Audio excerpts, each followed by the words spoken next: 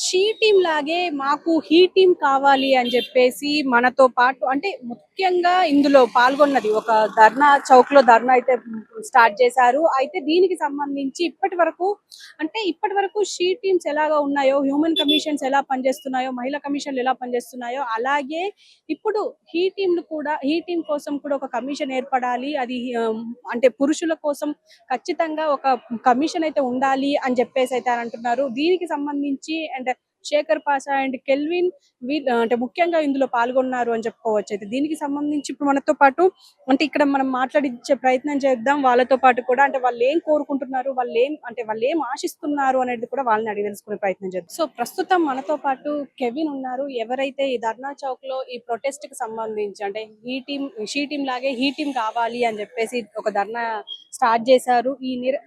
ఇప్పుడు చెప్పండి కెవిన్, మీరు అంటే ఇది స్టార్ట్ చేశారు, ఓకే, మీకు జరిగింది అన్యాయమే అని చెప్పేసి మీరు స్టార్ట్ చేశారు. దీని వల్ల అంటే ముందుకెళ్లే ప్రయత్నం ఏమన్నా చేస్తున్నారంటారా? ముందుకెళ్లే ప్రయత్నం చేస్తున్నాను. ఇప్పుడు హీ టీమ్స్ పెట్టాల్సిన అవసరం ఎందుకు వస్తుందండి? First of all she teams పెట్టాల్సిన అవసరం ఎందుకు వచ్చిందండి? 2014లో she teams Telangana government, Telangana police మంచి ఇనిషియేటివ్ తీసుకొని షీ టీమ్స్ పెట్టారు. ఎందుకంటే అప్పటి వరకు ఉన్న చట్టాలు వల్ల అమ్మాయిలకి న్యాయం జరగట్లేదు. స్టాకింగ్ జరుగుతుంది, టీజింగ్ జరుగుతుంది. వాళ్ళకి అక్కడ పోలీస్ వరకు ఎందుకు, ఇక్కడ ఒక మనం షీ టీమ్స్ అనేది క్రియేట్ చేద్దాము అని చెప్పేసి కేసులు అనేవి తగ్గినాయి కొంతవరకు. అయితే వీటిని మిస్యూజ్ చేసుకుంటూ కొంతమంది అమ్మాయిలు రాంగ్ కేసులు పెడుతున్నారు. ఇప్పుడు అది పెరుగుతుంది ఇప్పుడు. సో అందుకని హీ టీమ్స్ అనే కాన్సెప్ట్ మన శేఖర్ భాషా గారు తేవడం వల్ల దాన్ని మేము సపోర్ట్ చేస్తున్నాం. నేను అండ్ మా లా స్టూడెంట్స్ అందరం కూడా సపోర్ట్ చేస్తున్నాం. ఇప్పుడు న్యాయమే, మీరు అన్నది కూడా న్యాయమే. కానీ ఏంటంటే ఇప్పుడు ఒక అమ్మాయి రోడ్డు పైన వెళ్తూ ఉంటే ఆ అమ్మాయిని టీజ్ చేయడానికి 10 మంది ఉంటారు. కానీ అబ్బాయి రోడ్డు పైన ఒక్కడే వెళ్తుంటే అమ్మాయిలు మాత్రం టీజ్ చేయరు. ఇప్పుడు అక్కడ మెజారిటీ కాదు, 100% అలాగే ఉంటుంది. సో అక్కడ అబ్బాయిని అయితే టీజ్ చెయ్యరు కదా. సో వాళ్ళకి షీ టీమ్ యూజ్ అవుతుంది. మరి హీ టీమ్ ఎలా యూజ్ అవుతుంది? ఈ టీమ్ ఎలా యూజ్ అవుతుందంటే బేసికలీ ఇప్పుడు మాకు ఒక ప్లాట్ఫామ్ కావాలి కదా. ఇప్పుడు నాకు జరిగిన అన్యాయం ఉందండి, నేను నిజంగా చేయలేదు, అందుకనే బయటకు వచ్చి మాట్లాడుతున్నాను. ఒకవేళ నాకు చేస్తుంటే ఇప్పుడు నా ట్రయల్ తొందరగా చేయండి అంటున్నాను. ఆల్రెడీ January 8, 2024 నా ఇసిన ఎఫ్ఐఆర్ మీద ఛార్జ్ షీట్ అయ్యలేదు ఇప్పటి వరకు. నా గ్యాడ్జెట్ సీజ్ చేసేసారు, సీజర్ రిపోర్ట్ లేకుండా.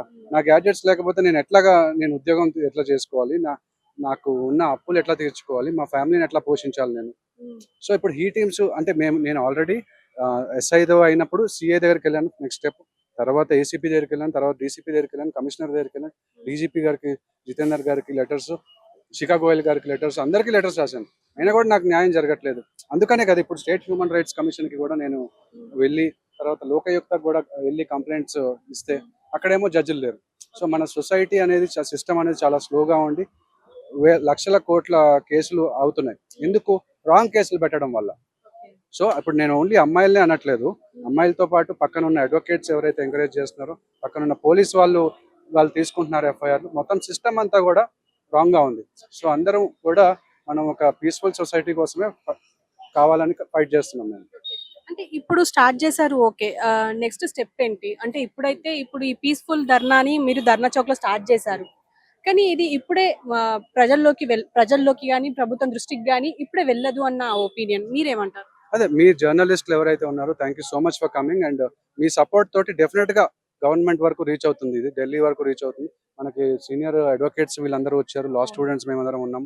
సో మేము ఈ కొత్త న్యాయం అంటే చట్టాలు, సెక్షన్స్ తీసుకురావాలని చెప్పేసి దానికి కావాల్సిన పబ్లిక్ ఇంట్రెస్ట్ లిటిగేషన్లు కానీ, రిట్ పిటిషన్లు కానీ మేమంతా సీనియర్ అడ్వకేట్స్ హెల్ప్ తీసుకొని డెఫినెట్ గా ఎవరైతే సీనియర్ అడ్వకేట్లు మీరు చూస్తున్నారో, సుప్రీంకోర్టు అడ్వకేట్లు మాకు కొంచెం హెల్ప్ చేస్తే మేము డెఫినెట్ గా ఈ కొత్త సెక్షన్స్ తీసుకొచ్చి అబ్బాయిలకి న్యాయం జరగాలని చెప్పేసి మేము ఫైట్ చేస్తాం. ఒకవేళ ఇప్పుడు ఈ హీ టీమ్ ఉంది కదా అని చెప్పేసి దీన్ని అదను చూసుకొని అప్పుడు క్రైమ్స్ ఎక్కువ పెరిగే అవకాశం ఉండదు అంటారా? ఎందుకంటే జనరల్ గా ఇప్పుడు అమ్మాయిలు ముందుకొచ్చిన మహిళలు ఇప్పుడు సమానంగా ఈక్వల్ జెండర్ ఈక్వాలిటీ అన్నా కూడా బలం అనేది అబ్బాయిలకు ఎక్కువ, ఫిజికల్ స్ట్రెంగ్త్. సో ఇప్పుడు రేప్ అటెంప్ట్స్ కూడా అమ్మాయిల మీద ఎక్కువ జరుగుతున్నాయి, సారీ. సో అలాంటి టైంలో మిస్యూజ్ అయ్యే అవకాశం ఏమి ఉండదంటారా దీనివల్ల? ఇప్పుడు గాంధీజీ గారు వీకర్ సెక్షన్స్ కోసం అని చెప్పేసి ఫైట్, ఇండిపెండెన్స్ లో ప్లస్ అంబేద్కర్ గారు వీళ్ళందరూ ఫైట్ చేసింది వీకర్ సెక్షన్స్ కి మనం ప్రొటెక్ట్ చేయాలని చెప్పి. Definitely we accept that women are weaker than అంటే ఫిజికల్ స్ట్రెంత్ లో, but you are stronger in many other senses. So we are fighting for equal rights basically. So wrong కేసులు పెడుతున్న అమ్మాయిల మీదే మేము ఫైట్ చేస్తున్నాం. నిజంగా బాధితులు ఉన్న అమ్మాయిలు కూడా నన్ను అప్రోచ్ అవుతున్నారు, వాళ్ళకు కూడా నేను సపోర్ట్ చేస్తున్నాను. సో డెఫినెట్ గా అంటే మనం ఇక్కడ ఫైట్ చేయాల్సింది ఈక్వల్ రైట్స్ కోసం అని చెప్పి. ఇంతకు ముందు వరకు పేట్రియార్కల్ సొసైటీలో ఉండడం వల్ల అమ్మాయిలు తొక్కి వేయడం జరిగింది. ఇప్పుడు అబ్బాయిలు మేము తొక్కేస్తామంటే కరెక్ట్ కాదు కదా అని చెప్పేసి సో ఫైనల్ గా మీరేం చెప్పదలుచుకున్నారు ఇప్పుడు మీడియా త్రూ? మీకు ఇప్పుడు ఒకవేళ గవర్నమెంట్ చూసినా ఇంకా ఎవరు చూసినా సరే మీరేం చెప్పదలుచుకుంటున్నారు? అదే నేను చెప్పదలుచుకునేది ఇవేనండి. 4 పాయింట్స్ మేము ఫైట్ చేసేది. ప్రస్తుతం state human rights commission and లోకాయుక్తాల్లో జడ్జిలు లేరు. అది ఇమీడియట్ గా జడ్జిలు అపాయింట్ చేయాలి. ఎందుకంటే స్టేట్ హ్యూమన్ రైట్స్ కమిషన్ లో ఆల్రెడీ 5,000 కేసుల పైన పెండింగ్ లో ఉన్నాయి. అలాగే లోకాయుక్తాలో కూడా చాలా కేసులు పెండింగ్ లో ఉన్నాయి. సో అంటే మనము ఈ ఫాల్స్ కేసులు ఇవన్నీ జెన్యున్ కేసులు, ఇవి హ్యూమన్ రైట్స్ కి ఎందుకు వెళ్తాం? జెన్యున్ గా మాకు అన్యాయం జరిగింది కాబట్టి. సో ఇమీడియట్ గా జడ్జిలను అపాయింట్ చేయాలి సీఎం రేవంత్ రెడ్డి గారు. రెండోది ఏంటంటే హీ టీమ్స్ అనేది శేఖర్ భాష గారి కాన్సెప్ట్ కాబట్టి మేమందరం లా స్టూడెంట్స్ అందరం సపోర్ట్ చేస్తున్నాము. నిజంగా అది మాకు వస్తే మాకు న్యాయం జరుగుతుందని భావిస్తున్నాము. మూడోది వచ్చేసి పోలీస్ కంప్లైంట్స్ అథారిటీ. ఒకవేళ పోలీసులు దౌర్జన్యం చేసినప్పుడు మరి నేను ఆల్రెడీ స్టెప్ బై స్టెప్ వెళ్ళాను. CI, SHO, ACP, DCP, commissioner ఇట్లా వెళ్ళాను. బట్ నాకు న్యాయం జరగట్లేదు. సో పోలీస్ కంప్లైంట్స్ అథారిటీ అని చెప్పేసి వేరే స్టేట్స్ లో ఉంది, తెలంగాణలో లేదు ఇంకా. సో డెఫినెట్ గా సీఎం రేవంత్ రెడ్డి గారు, చీఫ్ జస్టిస్ వీళ్ళ చేతిలోనే ఉంది. అది వస్తే మనకి పోలీసులది తగ్గుతుంది మీద, అంటే వాళ్ళ అబ్యూజ్ అనేది తగ్గుతుంది. అండ్ ఆల్సో ఇక్కడ సైకాలజిస్టులు, పోలీస్ స్టేషన్ లో సైకాలజిస్టులు పెట్టడం అనేది పోలీసులకు కూడా యాక్చువల్గా అడ్వాంటేజెస్. ఎందుకంటే ఒక ఎంప్లాయ్మెంట్ ఆపర్చునిటీ అనేది క్రియేట్ అవుతుంది. అదేవిధంగా ఇప్పుడు కొంతమంది పోలీసులు సూసైడ్లు కూడా చేసుకుంటున్నారు స్ట్రెస్ తట్టుకోలేక. సో అది తగ్గుతుంది కౌన్సిలర్స్ ఉంటే. అండ్ రెండోది ఇప్పుడు కొంతమంది అమ్మాయిలు, ఇప్పుడు లావణ్య రాజస్థాన్ కానీ, శ్రావ్య కానీ, మరి వాళ్ళ మెంటల్ హెల్త్ స్టేటస్ కరెక్ట్గా లేకో, మూడ్ స్వింగ్స్ వల్లనో, లేకపోతే యాక్టింగ్ చేశారో, లేకపోతే డ్రగ్స్లో, ఇది మనకు తెలియదు. సో అట్లా పెట్టినప్పుడు వాళ్ళ ఎవాల్యుయేషన్ అనేది చేయాలి. అదేవిధంగా సెక్షన్ 211 ప్రకారం ఒకవేళ అబ్బాయి కరెక్ట్గా అబ్బాయి ఒకవేళ చేస్తే, క్రైమ్ చేస్తే పనిష్మెంట్ ఏదైతే పడుతుందో అదే పనిష్మెంట్ అమ్మాయి కూడా పడాలని చెప్పి వాళ్ళతో ఒక సెక్షన్ 211 ఫామ్ అనేది ఒకటి క్రియేట్ చేసి వాళ్ళతో సిగ్నేచర్ పెట్టించి వాళ్ళని వార్న్ చేయాలి. ఒకవేళ ఇది నువ్వు రాంగ్ కేసు పెడితే కనుక ఆ పనిష్మెంట్ నీకు పడుతుంది అంటే అప్పుడు భయపడతారు అమ్మాయి. సో అదేవిధంగా జైల్లో కూడా ఇప్పుడు ప్రిజన్స్ లో పెడుతున్నాము. ప్రిజన్స్ లో సైకాలజిస్టులు పెడితే వాళ్ళ మెంటల్ స్టేటస్, ఇప్పుడు ఒక యానిమల్ ని మనం కేజ్ లో పెడితే ఎలా ఉంటుంది, విడిపించుకోవడానికి ట్రై చేస్తూ ఉంటుంది. సో వాళ్ళ మెంటల్ స్టేటస్ ని మనం కరెక్ట్ చేసి మళ్ళీ సొసైటీలోకి వదలడానికి హెల్ప్ అవుతుంది ఇట్లా సైకాలజిస్ట్. సార్ మీరు చెప్పండి, ఇప్పుడు ప్రస్తుతం ఈ ప్రోగ్రామ్ పెట్టారు, ఓకే, ఇది ముందుకెళ్ళే అవసరం అయితే ఉంది అని మీరు భావిస్తున్నారా? 100% ఉందండి. ఎందుకంటే రేపొద్దున మీ తమ్ముడుకో, మీ అన్నకు, మీ నాన్నగారికో, తర్వాత రకరకాలుగా మీ కుటుంబంలోనే ఎంతో మంది మీ చుట్టాలకి ఇది అవసరం పడుతుంది. ఒక స్త్రీగా అంటే మీరు ఒక మాతృమూర్తి, మీ అంటే మీ తరపున కాకుండా పురుషుల యొక్క ఆవేదన కూడా వినండి. ఎందుకంటే ఇప్పుడు రాబోతున్న రోజులలో స్త్రీ బాధితుడే పురుషుడు అవుతుడు. చూడండి, అనాదిగా స్త్రీయే, అంటే రామాయణ మహాభారతాల దగ్గర నుంచి, అంటే సీత, ద్రౌపది, అహల్య, ఇలా అందరి వాళ్ళని విక్టిమ్ గా చూపిస్తూ స్త్రీయే నిజంగా బాధింపబడుతుంది అని అంటున్నారు. వాస్తవానికి ప్రస్తుత దేశంలో ఇప్పుడున్న రాజ్యంలో కూడా ఖచ్చితంగా స్త్రీ వేధించబడుతుంది. కానీ స్త్రీ కంటే ముఖ్యంగా పురుషుడు వేధించబడుతుండు. ఎన్నో కేసులలో 100 పోలీస్ స్టేషన్ లో 100 కేసులు 498 కేసులు ఉంటే 100 కేసుల్లో 90 కేసులు ఫేక్ కేసులే, అంటే ఫాల్స్ కేసులే. సో దయచేసి వీటి మీద దృష్టి పెట్టండి. ఖచ్చితంగా పురుష కమిషన్ అనేది రావాలి, హీ టీమ్స్ అనేవి రావాలి.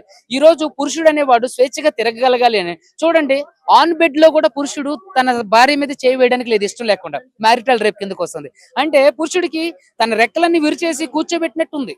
సో ఇక్కడ ఏంటంటే ప్రతి ఒక్క పురుషుడు అనేవాడు నిజంగా మృదు స్వభావి ఇప్పుడున్న కాలంలో. అంటే మీరు అన్నట్టుగానే ఓకే, మీరు అబ్బాయిలు మృదు స్వభావి అంటున్నారు, పురుషుడు మృదు స్వభావి అయితే అమ్మాయిలు కూడా, అంటే ఉమెన్ కూడా మొదటి నుంచి మృదు స్వభావంతోనే ఉన్నవారు. అండ్ బలంతో పోల్చితే కూడా ఎక్కువగా బలం ఉన్నది మగవాడికి.